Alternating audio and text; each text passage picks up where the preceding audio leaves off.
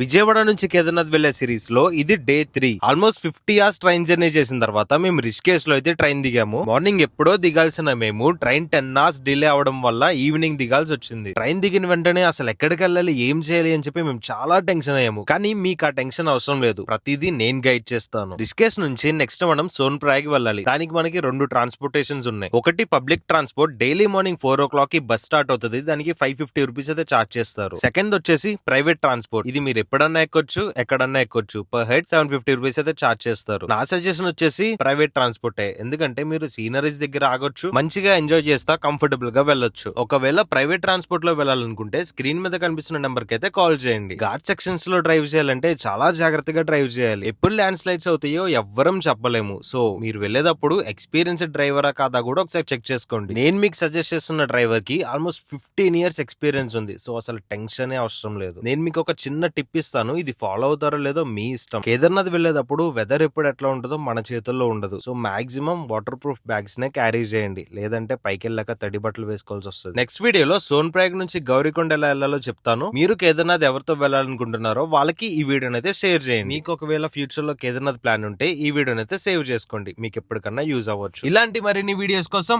మన పేజ్ అయితే ఫాలో చేసేయండి.